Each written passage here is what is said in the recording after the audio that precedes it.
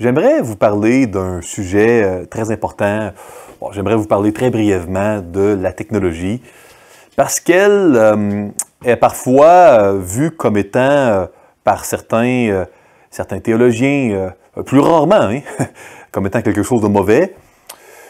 Très souvent, c'est vu comme étant quelque chose qui ne peut pas être contrôlé, une nécessité qui ne doit pas être questionnée. Et la technologie, ultimement, a un grand impact, non seulement dans notre vie, mais également dans nos relations et même dans à bien des égards, par ricochet dans notre relation avec Dieu. Puis j'aimerais vous parler un peu de la technologie, puis introduire une réflexion biblique à cet égard-là. Une réflexion qui, rassurez-vous, ne m'amènera pas à vous dire que c'est bon ou mauvais, c'est neutre. C'est un outil. Est-ce qu'un marteau, c'est bon ou mauvais? Ben, c'est neutre. Si on tue un homme avec un marteau, c'est mauvais. Si on bâtit un orphelinat pour les enfants, c'est très bon. Vous comprenez, c'est neutre. La technologie, c'est ainsi. Avant d'aller plus loin dans la réflexion, commençons en lisant ensemble un passage très intéressant tiré de 1 Corinthiens, chapitre 6. « Et c'est là ce que vous étiez, quelques-uns de vous, mais vous avez été lavés. Mais vous avez été sanctifiés, mais vous avez été justifiés au nom du Seigneur Jésus-Christ et par l'Esprit de notre Dieu. Tout m'est permis, mais tout n'est pas utile. Tout m'est permis, mais je ne me laisserai asservir par quoi que ce soit. Les aliments sont pour le ventre, et le ventre pour les aliments. Et Dieu détruira l'un comme les autres. Mais le corps n'est pas pour l'impudicité, il est pour le Seigneur, et le Seigneur pour le corps. Et Dieu qui a ressuscité le Seigneur, nous ressuscitera aussi par sa puissance. 1 Corinthiens 6, 11 à 14. Donc ici, on voit qu'il y a bien des choses neutres qui est permise. Et maintenant, est-ce que c'est utile? Est-ce que ça s'inscrit dans l'appel que Dieu a pour moi? Puis si oui, de quelle manière ça doit être géré pour la gloire de Dieu? Ça, c'est la question. Je trouve que ce passage d'un Corinthien donne vraiment le ton pour toute réflexion sur des éléments neutres, l'usage de mon véhicule, l'usage de mon argent, à bien des égards, l'usage de mes biens, de la technologie, l'usage du sport. Il y a toutes sortes de choses qui sont utiles, permissibles, pas toutes utiles au même degré et selon le même appel et à tout moment de notre vie. Et ça, c'est vraiment une bonne base de réflexion. Quel impact a la technologie dans votre vie? Quel degré d'utilisation il est utile d'avoir? Si on concentre notre réflexion au niveau des smartphones, des téléphones intelligents ou des tablettes ou des ordinateurs, combien passez-vous de temps devant un écran chaque jour? Cela a un impact au niveau de votre santé physique et mentale. À quelle heure vous démarrez, à quelle heure vous vous arrêtez? Est-ce que vous vous utilisez un écran au travail et dans vos loisirs et à la maison? Ça, c'est une bonne question. C'est pas bien ou mal, il n'y a pas un nombre d'heures qui devient, que ça devient péché ou mal. Mais c'est bon de prendre un pas en arrière et de réfléchir à ce que l'on fait pour avoir une réflexion honnête. Quels sont les effets de la technologie sur notre santé physique et psychologique? Sur notre performance au travail ou à l'école? Sur nos relations familiales, à l'église, au travail? Ce sont à ces questions-là que j'aimerais réfléchir avec vous. Premièrement, dans une étude ici de 2014, la qualité du sommeil affecte tant la santé physique que la santé mentale et la technologie semble vraiment nuire à la qualité du sommeil. Pas n'importe quelle technologie, je parle ici de l'exposition de notre rétine à des écrans cathodiques, des écrans comme par exemple des écrans bleutés de tablettes ou de téléphones intelligents, de smartphones. Ça diminue d'une manière documentée le sommeil paradoxal, le sommeil REM, qui est, semble-t-il, probablement la partie la plus importante du sommeil. Maintenant, il est de plus en plus coutumier pour plein de gens de dormir avec leur téléphone à côté d'eux, de le regarder avant de s'endormir, de se réveiller avec l'alarme sur leur téléphone. Pourtant, il y a des données scientifiques qui nous indiquent que ça affecte le sommeil, qui lui est une des pierres angulaires de la santé. Ici, dans une étude qui date de 2011, qui certainement là, a évolué. En 2011 déjà, 63% des Américains sont en carence chronique de sommeil. certainement pas un résultat qui a été amélioré par l'usage de plus en plus commun d'écran avant le coucher, parfois même durant la nuit pour les gens qui se réveillent, qui veulent regarder l'heure et en même temps consulter les courriels ou les textos, les médias sociaux. La sécrétion accrue du cortisol augmente les risques de maladies cardiaques, de tension artérielle élevée, d'accidents vasculaires cérébrales, des AVC, de diabète même. Donc, ça, c'est intéressant de savoir cela. La sécrétion accrue de cortisol accélère le vieillissement de la peau. Ça détruit le collagène, le cortisol. Ça favorise la prise de poids, diminue la leptine. Donc, ça, c'est ce qui se passe quand, dû à de la technologie, on diminue le sommeil parce que il y a un effet addictif à l'Internet qui parfois peut être mal géré et en plus un effet qui nuit au sommeil et produit l'éveil dans les rayons cathodiques des écrans qui vont aller vers notre rétine. La lumière va nuire au sommeil, certains rayons cathodiques également, et là, moins de sommeil, il y a des effets par ricochet qui sont des effets dominos qui surviennent. Le manque de sommeil diminue également significativement la sécrétion de testostérone. Et là, il y a toutes sortes d'effets sexuels, mais également au niveau de la santé qui vont être engendrés par cela. Le manque de sommeil va diminuer la capacité d'apprentissage parce que l'attention va être diminuée quand on dort moins bien et la mémoire aussi. Donc, moins d'attention, moins de mémoire. Clairement, l'apprentissage va s'en trouver diminué. Hein? Le cortisol va attaquer l'hippocampe. Donc, il y a un effet au niveau de l'anxiété qui va être directement lié à un manque de sommeil. Le manque de sommeil, donc, va diminuer le jugement. Moins de mémoire, moins d'attention, plus d'anxiété. C'est certain qu'il peut y avoir un jugement altéré. Il va y avoir des accidents plus fréquents, surtout chez les moins de 25 ans. Les moins de 25 ans hein. Il faut comprendre que, alors que bien des gens croient que le corps arrête de grandir à la puberté ou à l'adolescence, il y a plusieurs études qui nous montrent que le système nerveux central n'a pas encore atteint sa maturation à 18 ou à 19 ans. Hein, va continuer à 20, 21 ans. Donc, c'est un peu invisible, hein, le système nerveux central. Mais il y a une fragilité, entre autres, au niveau du développement du système nerveux central à l'alcool qui a été documenté, là, je crois que c'est jusqu'à 21 ans ou dans ces environs-là. Le manque de sommeil va augmenter le risque de dépression. L'insomnie puis la dépression sont étroitement liés. Ici, une étude de Wiseman en 2014.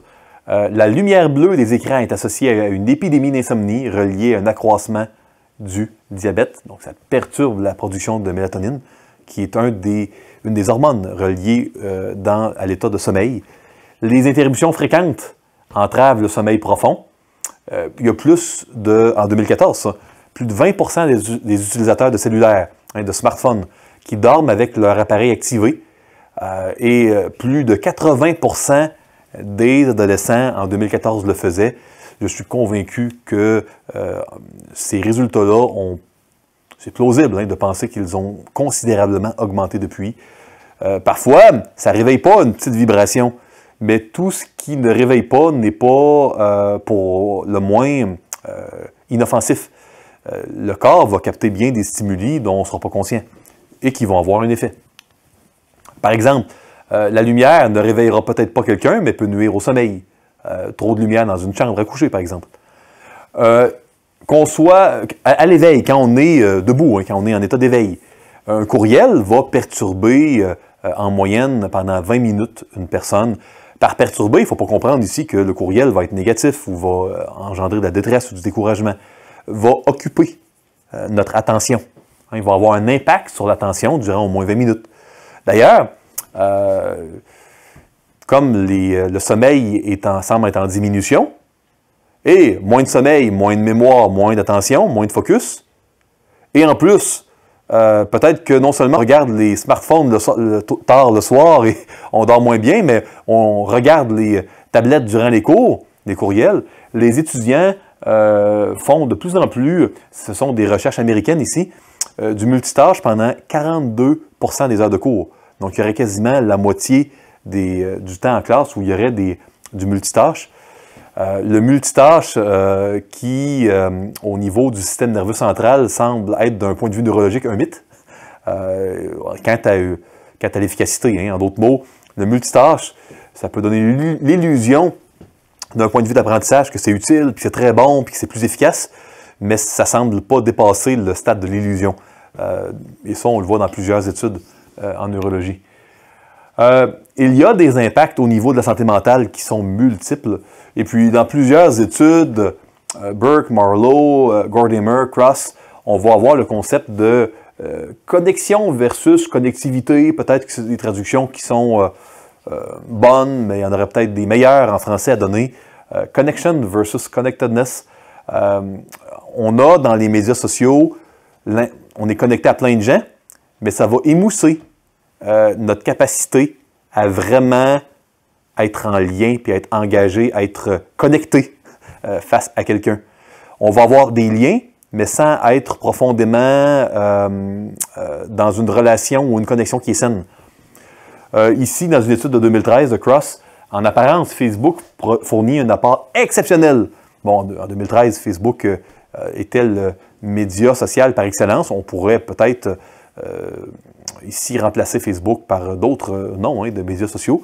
Fournit un apport exceptionnel pour remplir le besoin fondamental humain de connexion sociale. Cependant, au lieu d'améliorer le bien-être, les recherches démontrent plutôt que Facebook pourrait être nuisible à cet égard-là.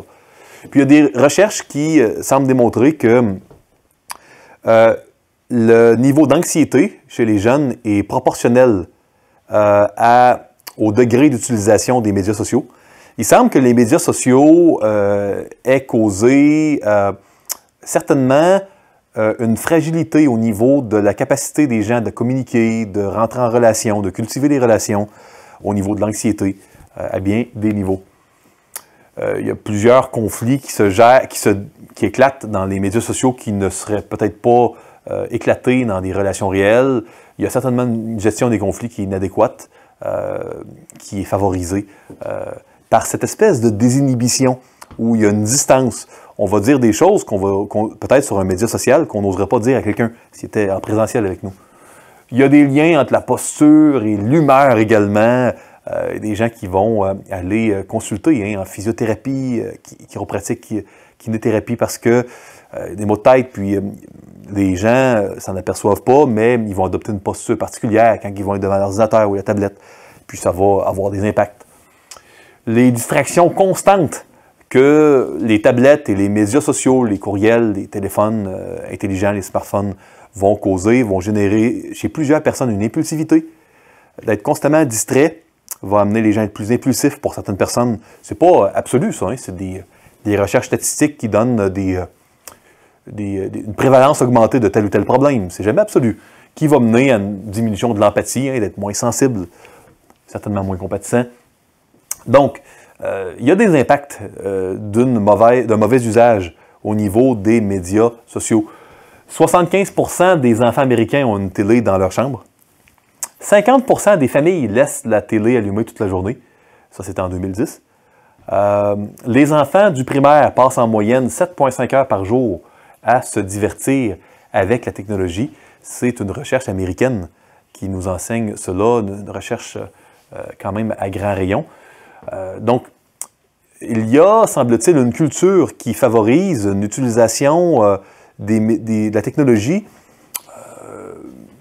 peut-être qui ne tient pas compte des recherches scientifiques modernes. Parfois, la culture va encourager des choses qui sont documentées comme étant mauvaises, des choses mauvaises dans la science.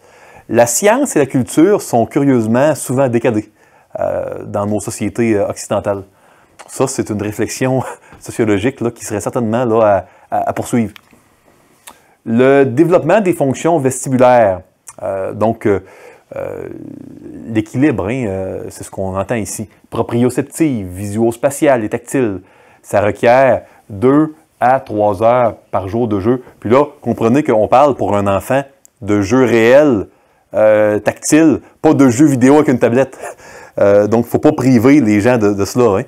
Et puis, il y a des gens qui sont très, très peu stimulés par des jeux, par des sports, parce qu'ils sont uniquement avec un écran.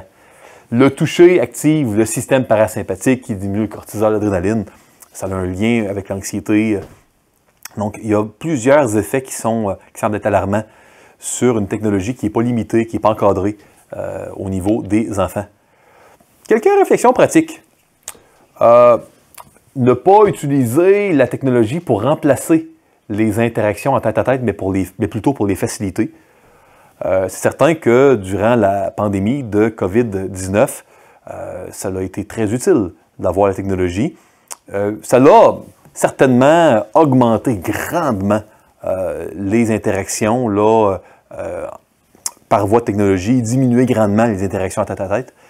Ça peut sembler vraiment très pratique, très sage, mais il y a des effets physiques et mentaux qui sont là, qui étaient là bien avant la pandémie de COVID-19.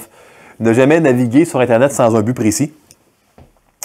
C'est un outil pour aller chercher quelque chose, mais ça, c'est sans un but précis ou de se donner une limite de temps à l'avance pour garder vraiment là, la main, garder le contrôle sur notre temps et sur ce que l'on fait. Ne pas laisser sournoisement, subtilement, les émotions produites par la technologie contrôler ce que nous regardons et le temps que nous allons y passer. Laisser plutôt ce qu'on veut faire pour la gloire de Dieu, notre compas moral du bien et du mal, notre appel, notre intelligence que Dieu nous donne pour diriger notre temps, pas nos émotions. Nos émotions n'ont pas été données par Dieu pour nous montrer, nous guider et nous diriger dans notre vie. Ce sont des senseurs qui nous aident à comprendre des choses, mais pas une base d'autorité pour nous diriger, pour naviguer ici-bas. Établir des lieux et des plages de temps sans technologie, ça semble être très, très bénéfique au niveau de plein de problèmes. C'est remarquable de voir comment, dans le cas de personnes qui luttent avec des dépendances, puis je ne parle pas ici nécessairement de dépendance en lien avec la technologie. Les gens qui ont des problèmes anxieux, des dépressions, il semble que plusieurs personnes qui font un jeûne, des fois un mois, pas d'Internet, pas de médias sociaux, ou avec un cadre très précis. Il y a des gens moi j'ai rencontré plein de gens qui ne veulent plus revenir comme avant, qui voient que, c'est mieux, les relations sont mieux, on dort mieux, on se sent mieux dans notre peau. Bon, encore une fois, je ne dis pas que ça doit être le critère, comment on se sent, mais comme je vous disais, nos émotions nous donnent quand même certaines informations. Il y a vraiment un beau défi, si jamais vous ne l'avez jamais essayé, de limiter durant un certain temps l'usage que vous faites de la technologie. Écoutez, pourquoi j'amène cette réflexion-là? S'il y a une chose que j'ai réalisée, c'est que la piété est en décroissance, semble-t-il, dans le monde évangélique. Plusieurs personnes consultent en counseling et ne lisent plus ou peu ou pas leur Bible, prient peu ou pas. Et puis, ont toutes sortes de problèmes, ne se sentent pas bien dans leur relation avec Dieu. Si vous avez une bonne piété, les problèmes vont être là quand même. Je ne suis pas en train de prêcher une théologie de la prospérité. Ce que je veux dire, c'est que quand on ne vit pas de la manière dont Dieu a conçu la vie, il y a vraiment certains problèmes qui ne seraient pas là sinon. Et puis, c'est pas comme ça qu'on va réussir notre vie. On n'a pas été fait pour être toujours devant un écran. Quand il y a des symptômes d'impulsivité, d'anxiété, de découragement, quand il y a des données scientifiques, je crois que le Seigneur nous appelle à être des bons intendants, puis à réfléchir aux impacts de ces outils-là qui sont neutres en tant que tels. Mais quand on sait qu'un outil, même s'il est neutre, puis qu'il peut être utilisé à bon escient, dans une certaine mesure, dans un usage donné, si on sait qu'il va donner de mauvais effets au niveau de notre corps puis de notre vie, on doit en tenir compte. C'est particulièrement vrai pour les relations. Je crois que il y a définitivement un danger là, de donner trop de place dans nos relations, spécialement dans la communion fraternelle, à la technologie. C'est utile, la pandémie nous l'a montré, mais c'est très important d'être circonspect et d'être sage et de bien mettre dans la prière les balises et les cadres que nous allons donner à la technologie que Dieu, dans sa bonté, va nous donner.